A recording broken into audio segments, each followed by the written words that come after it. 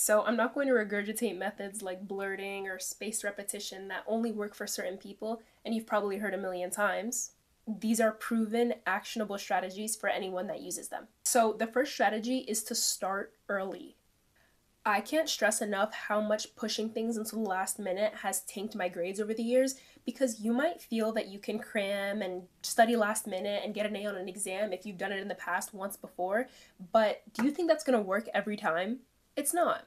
And you don't want to put yourself in a position where you have to say no to hangouts or social events because you have to study for an exam because you were goofing off the past few weeks that you had to study for the exam and now you have to cram.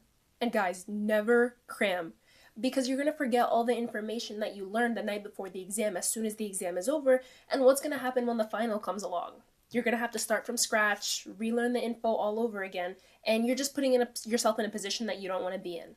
So just save yourself the trouble and start studying as soon as the content comes out, because you'll be thanking yourself when the exam comes along. Okay, so the next strategy is to watch videos on the content rather than just reading it. I know this one is a little vague, but I can legitimately understand a concept within 5 minutes of watching a YouTube video that would have taken me over an hour rereading it and looking at the slides and trying to read a textbook, because I have to put the pieces together in my head when I'm reading a textbook rather than just having someone explain it to me. You can find a short YouTube video explaining pretty much any concept you have for your classes, and finding someone who's able to break down the concepts in a way that you can actually understand is way more high yield than reading the textbook and reading the slides and trying to piece it together yourself. After you watch your video, then you can look over your slides or your textbook and then go from there. But this has saved me so much time over the years, and it's just a must for me.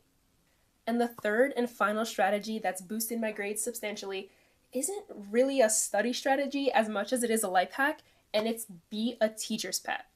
I don't care who calls you a teacher's pet or a suck up, having a good relationship with your professor or teacher is the most high yield thing you can do for your grades in the long term. You can always go back to them for letters of recommendation if you're applying for a scholarship or an internship or a job, literally anything. And most importantly, say you screw up and miss a homework assignment or do really bad on an exam, what professor do you think is going to be more likely to round up your grade at the end of the class? The one who has no idea who you are, or the one whose relationship you've been nurturing throughout the entire semester or year, or whatever the case may be?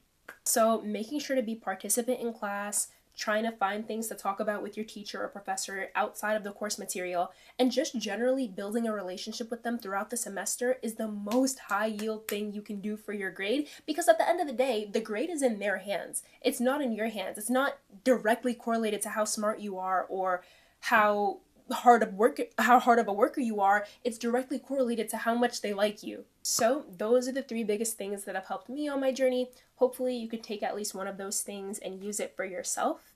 So thank you for watching.